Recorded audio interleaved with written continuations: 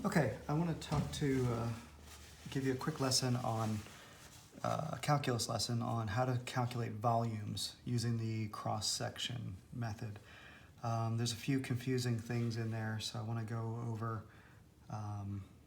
how to translate between areas and area under the curve and how that relates into volumes. So the textbooks actually do a pretty good job of it, but I think they just kind of miss a few key points. And my son is here with me. I'm basically tutoring him on, because he's getting ready to take his second calculus, college level calculus course, which gets into this type of stuff. So I'm really going to do it cross sections, but I'm really going to focus in on limits associated with that. So I think that's probably, everybody hates limits. Most engineers hate limits.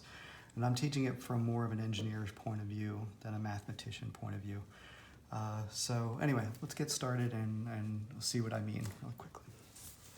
So, all right, so typically if you are worried about finding volumes and using calculus, then you just came out of probably how to determine area under a curve.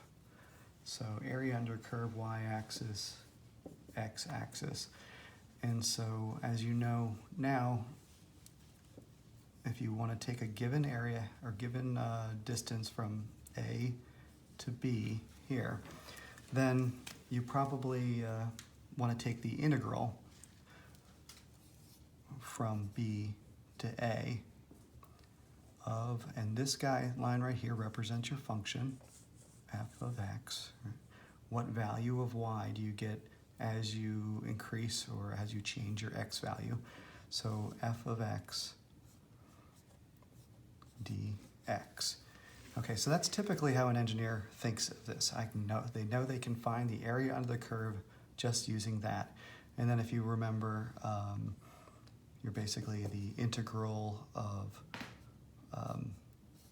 b applied, and then the integral of minus integral of a.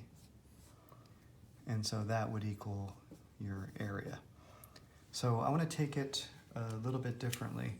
What I want to do is remind you that you can do the area. If you think about it here, you have little boxes. And under the curve. And so, and I did it a little bit wrong. Let's just take that one there. So I've got 1, 2, 3, 4, 5, 6, 7 boxes. So I'm going to say n equals 7 here. So that's an estimation, and they spent the first part of calculus, and when they first teach you integrals, talking about the difference between doing an estimation and then which points you take, the left side of the triangle, the right side of the triangle, or so on. And so, and then what they basically tell you is the area under the curve equals the sum from as I equals 1 to n, in this case n is 7, and then we take f of x, and it's not, well, I'll leave a little bit of space there, and then I take delta x. Delta x is ultimately your width of your little rectangle, delta x, and then this is x of I, because if you look at it, you need a relationship of x to I as you count between 1 to whatever n is. In this case, n is 7. So if you look at it here, you have a width from A to B. So your delta x is going to be B minus A over the number of boxes. This should look a little bit more like an n. N, okay? And then the x that you're particularly on, so it's really x in terms of I, equals your starting x, which is a, and then as I changes from 1 to 2 to 3 to 4 to 5, 6, 7, you need a variable I in there to be the engine to move it forward.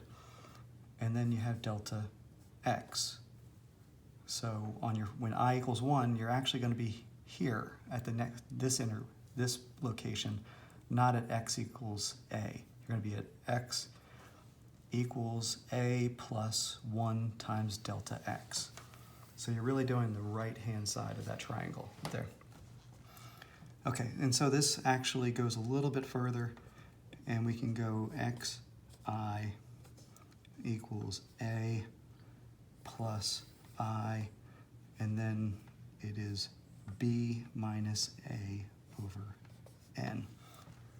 Okay, so then the next step is, well, this is calculus. This isn't just summing up rectangles. So where the limit comes in is I want an infinite number of rectangles under that curve. So I need my n to equal infinity. So that means that this equation right here, so you notice I left out the limit as n goes to infinity. I'm going to put it back in right over here. Equals limit n goes to infinity. And then I'm going to keep that same sum. So I equals 1, function of my special x, I, and then it's delta x there. All right, so all of that comes together. And then you apply you change your x's into x in terms of n and I. And you actually get to, you can actually get down to an answer. So we'll see that a little bit later there, but the problem why I'm going all the way back to areas is you jump from a section that's trying to teach you the area under the curve, and then you start to learn volumes, which is teaching you, it's using area as a function of x. The problem is they're not talking about the same area. In the volumes, they are talking about a different area, which I'll explain in just a second.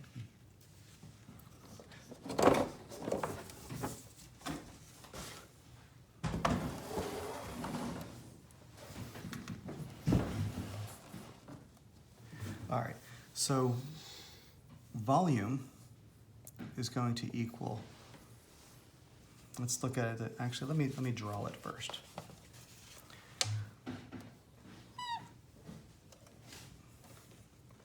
Okay, and let's say we want to find the area under fx equals x squared.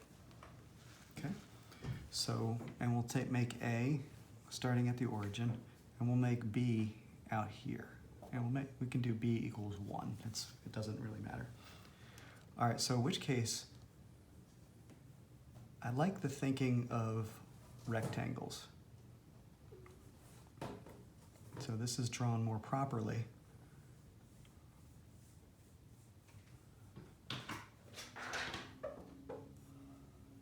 Okay, so I've got 5, n equals 5.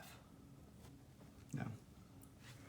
All right, so now the function that they want you to know is volume equals a limit as n goes to infinity, the same way we did with area under the curve, the summation of I equals 1, so all of that's the same. And then we have area as a function of x. There's a little star up here. And then delta x. Now I'm going to make a couple assumptions. I'm going to say we want to find the volume of f of x if we rotate around x axis here. We're rotating around that axis, so that's key in the next step here. We could rotate it around the y-axis if we wanted to, whatever the instructions tell you. So you have to think about it at this point. And so you have to think to yourself, what is x or a as an area as a function of x? Okay, I'm going to leave off the I and everything else right now. So let's take one of these rectangles. I'll take this one right here.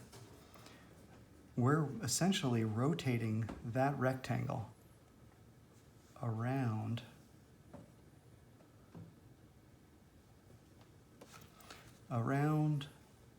that x-axis. Hopefully I made it good enough. All right, so if you can visualize that, then I've got this distance right here from the x-axis to that point right up there at the top of the rectangle. Okay, so I've gone top of the rectangle here, and this is the x-axis. I've rotated around like that. So now the area that they're talking about is the area of this face right there, not the area under the whole curve. They're talking about that frontal face area there. Typically in the last section we were talking that this was the area. Now this is the area. Why are we doing that? Because we're making everything into little cylinders. And so the cylinder, the volume of a cylinder is pi radius squared, that area right there, that frontal face, times h. And h is right here, which is also going to be equal to your delta x. Okay? All right, so now let's talk about what is r. Well, if you look at it right here, from here to here, f of x equals that y that's right at that corner, which is going to equal your function, which is x squared, okay, which equals r. Okay, so I can plug in, now I need to plug in x squared for r right there. So I'm going to go right up, back up here, and I'm going to erase that area right there, and I'm going to put in v equals limit n goes to infinity, summation I equals 1. Right. And then I have a. So my a is going to be this guy right there. And my delta x is going to be that guy right there. So I have to plug in pi, right, times x squared right there. Then that whole thing has to be squared. And then times delta x. Okay? All right, so knowing that right there, what I'm going to do is we need to translate that into terms of A, B, and N. And we need to translate that x right there in terms of A, B, I, and N. Okay, so we're going to start that on, oh, I got a little bit more room down here. So delta x, again from the last page, equals the same as it was with area under a curve, A minus B over N. Now because I'm going to forget that N equals 5 over here. It was good to start thinking that N equals 5. That way you can visualize it. It's a lot harder to immediately think of N equals infinity. But now that we're moving along, I'm going to start keeping things in terms of N, giving myself the flexibility to change the number of blocks that I have under the curve here. So I'm going to keep it in terms of N, and I've already said that B equals 1 and A equals 0. I'm going to keep that. So really, delta x equals 1 over N. And my x is going to, in terms of I, is going to be A plus I times delta x. I'll write that out, delta x. So we know delta x is right here, and we know A is 0, so 0 plus we need I. I is the driver when you're doing a summation. And then we have delta x, which is 1 over n. Okay, so really x I equals I over n. Okay, so remembering those two, I'm going to put my next board up. All right, so what we'll do is I'll do volume equals limit n goes to infinity, summation n I 1, and then I've got pi, and I got x to the 4th here. Actually, we're smarter now. We know that x actually equals 0 plus I, so it was I over n. There, and that goes to the 4th, right? And then our delta x was equal to just 1 over n. Okay, so, all right, from there, what we have to do now is, all right, so n goes to infinity. We can move n's out in front of the summation. We can move any constant with pi out in front of the summation, right there. Okay, and what we want to do is we want to get that I isolated, because if you remember from, I think, Algebra 2 or whatever it is, we know what I, the summation of I actually is. And so we know the answer of that is actually in terms of n. And so, and we know it for just I, we know it for I squared, we know it for I cubed. But in this case, we chose very badly when we were looking for a simple instruction. We went I to the 4th, which is a little bit beyond what is a simple instruction. So I'm going to stick with it because we're here and doing this anyway. So in this case, we still have volume equals the limit I goes to infinity.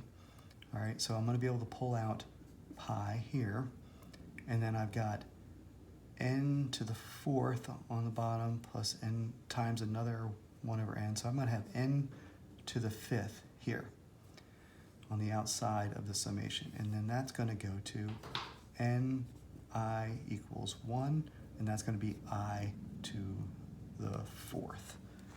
All right, so back in the day, we used to use things called the CRC. And if you look at it, this is the 29th edition. This is from about the early 1990s. So I go to that book right there. If you look in your textbook, you'll probably have these summations, but in this case, because I got I to the 4th, not I to the 3rd, I went a little bit beyond what was available in the textbook. So that means I had to go, and I got something really, really crazy where it was n I equals 1, I to the 4th, and that actually equals n over 30 times n plus 1 times that quantity times, let's see, is that 6n to the 3rd plus 9n squared plus n plus, minus 1. So that's a bit crazy, and I'm not going to spend too much time going through that, but I am going to take a quick shortcut based on what I already know. So basically I'm going to plug this whole thing in for this whole thing right there, okay? And then I'm going to look at it and I'm going to say, wow, I have n times this n times that n to the 3rd right there. So I'm going to have a value that gives me n to the 5th. And then I'll also have a plus, I'll call that a plus b n to the 4th plus c n to the third, and plus dot, dot, dot. It's going to keep going. All right, the only one I'm going to care about is this one, because all these other ones are going to yield, when I divide by n to the fifth, if I have an n to the fourth over n to the fifth, and then I make that equal to infinity, well, that's going to just be equal to 0. So this term's going to be 0, that term's going to be 0, and so on and so on. So I'm going to really quickly move along, and I'm going to say, okay, I have n divided by 30 here, times 1, times 6. So I'm just going to have a 6 over 30 times n to the fifth. Okay? All right, so that's the only one I'm going to care about. So I'm going to plug that in up here, and I'm going to get limit as n goes to infinity, and then I'm going to go pi n to the fifth, and then I'm going to plug in 6 over 30, and it's going to be n to the fifth, and plus the dot, dot, dot, all the other stuff that I don't really care about that are going to go to 0. And then that's going to cancel out with that, and it's going to leave me with an answer that is going to be volume equals 6 times pi over 30, which equals 1 over 5, or I'll just say pi over 5. And that's going to be my volume for this case. All right, so that's a quick way to look at it. And that's also a very painful way to look at it, but I wanted you to kind of understand where this one went. You're going to certainly want to take the easier path when you're doing this, which means that I have a B and an A and an area, right? And then it's going to be times dx. Well, in this case right here, this area was the same as we had before, which I'll write the whole thing again. B, A, it's going to be pi, and it's going to be x squared, and that's going to be squared. So, and that's going to, you have a dx right there. So it's really going to be integral b a pi x to the fourth, and then it's going to be dx. So you've done integrals before. That's a relatively simple one there, so I'll just assume you know what you're doing. Anyway, watch for other videos that we're going to be putting out. Hit subscribe so you get updates. I'm going to try to work through, and this is early 2019, so I'm going to try to work through as many things that follow the typical Calculus 2 syllabus as I can to give you the chance to stay ahead of what's coming in your course. Calculus is tricky. Don't let anybody tell you it's really easy. It's really not. You have to know some nuance. Watch for other videos. If you're uncomfortable with limits, I'll be posting that one relatively soon, and I'll put some links below. So anyway, good luck. I hope this helped.